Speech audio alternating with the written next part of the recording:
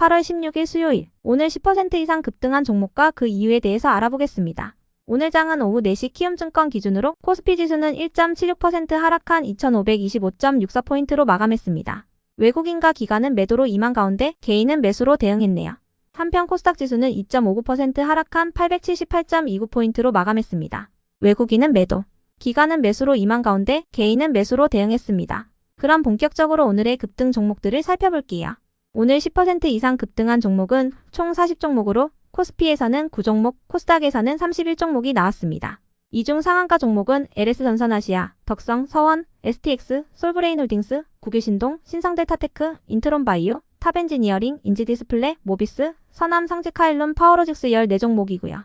오늘 하한가 종목은 위니어와 테라사이언스, 아진산업 3종목이 있었습니다. 총 40개의 급등 종목들을 한데 모아서 섹터별로 묶어보니 3개 테마로 나눠볼 수 있었어요.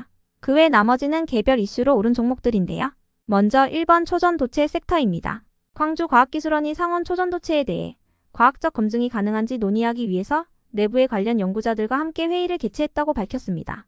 초전도체 LK99에 대한 진위 공방이 이어지고 있는 가운데 보나사피엔스의 김인기 대표는 며칠 전 SNS를 통해 LK99는 상온 초전도체도 맞고 새로운 강자 성체도 맞다면서 원저자들은 원래 생각보다 더 대단한 걸 발견했다고 밝힌 바 있는데요. 이와 관련하여 한국초전도 저온학회 검증위원회가 검증을 위한 샘플 확보에 나선 가운데 초전도체 관련주들이 오늘 시장에서 재차 부각되며 마감했습니다.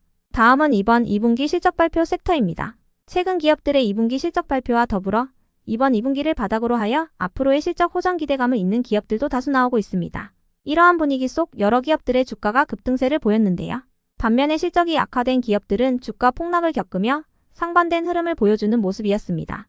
다음은 3번 중국 소비 섹터입니다. 중국 대형 부동산 개발업체 비구이 위안의 채무불이행 우려가 확대되고 있는 가운데 일각에서는 흥다그룹이 2021년 말 겪은 디폴트 위기보다 파급력이 훨씬 클 수 있다는 분석이 제기되고 있습니다. 중국이 부진한 경제 지표를 발표한 점도 중국 경기에 대한 우려를 키우는 모습이었는데요.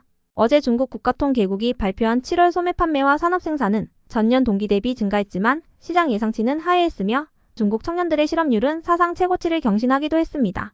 이러한 소식 속 최근 한국 단체 관광 허용 소식에 급등했던 중국 소비 관련주 대부분은 하락세를 보였는데요.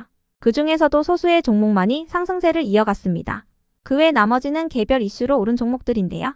먼저 인트론바이오는 보툴리눔 톡신을 대체할 신규 소재 IN, SISO가 국제 화장품 원료에 등록됐다고 밝히면서 상한가로 마감했습니다. 해당 소재는 기존 보톡스와 유사한 효능을 제공하면서도 독소 자체가 아니기 때문에 사용 안전성과 생산 효율성이 높다는 장점이 있다고 하네요. 이어서 STX는 오션타워에서 임시주주 총회를 열고 물류해운 사업부문의 인적분할 승인의 건을 가결했다고 밝히면서 급등했는데요. 분할 비율은 약 8대2로 STX 측은 이번 인적분할을 통해 온라인 시장으로의 사업 영역을 확장할 것이라고 설명했습니다. 또한 니켈 등 2차전지 소재 전문 기업으로의 포지셔닝을 강화한다고 언급했네요. 다음으로 형지엘리트는 중국 합자법인 상해엘리트를 통해 향후 5년 안에 중국 교복업계 선두주자로 올라서겠다고 밝히면서 상승했는데요. 형지엘리트의 관계자는 중국 내 봉쇄 정책 해제와 한국 단체 관광 허용에 따라 상해엘리트도 활발한 영업활동을 재개할 수 있게 됐다고 언급했습니다.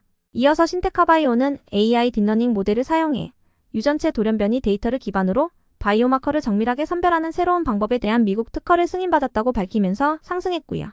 이어서 로봇 관련주인 TPC가 상승했는데요. 현재 삼성과 현대차, 두산과 LG, 테슬라 등 주요 기업들이 로봇 산업을 미래 먹거리로 채택하고 기술 개발 등의 적극적인 시장 진출에 나서고 있습니다. 또한 하나는 오는 10월 하나로보틱스를 출범한다고 밝히면서 본격적인 로봇 산업에 대한 출사표를 던졌는데요. 이러한 대기업들의 움직임과 더불어 정부의 지원 등으로 로봇 산업이 지속적인 조명을 받으면서 오늘 TPC가 로봇 관련주로 시장에서 재차 부각된 모습이었네요.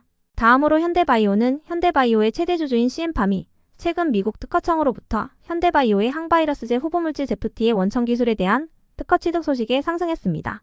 끝으로 오늘은 하한가를 간 종목도 3개가 있었는데요. 먼저 위니아는 월요일 장마감 후 반기자본 잠식률 50% 이상과 반기자기자본 10억 원 미만 사유로 인해 투자주의 환기 종목으로 지정되면서 하한가로 마감했습니다. 이어서 테라사이언스는 월요일 장마감 후 반기 감사의견 비적정으로 인해 투자주의 환기 종목으로 지정되면서 하한가로 마감했고요. 끝으로 아진산업은 반기 보고서가 공개된 가운데 횡령사고가 발생한 것으로 드러나 하한가로 마감했습니다. 아진산업은 월요일 반기 보고서를 통해 회사의 전 직원을 피고소인으로 하여 경상경찰서에 특정 경제범죄 가중처벌 등에 관한 법률 위반 혐의로 고소장을 접수했다고 밝혔습니다. 여기까지 오늘 10% 이상 급등한 종목들을 알아보았습니다. 내일도 성투하세요.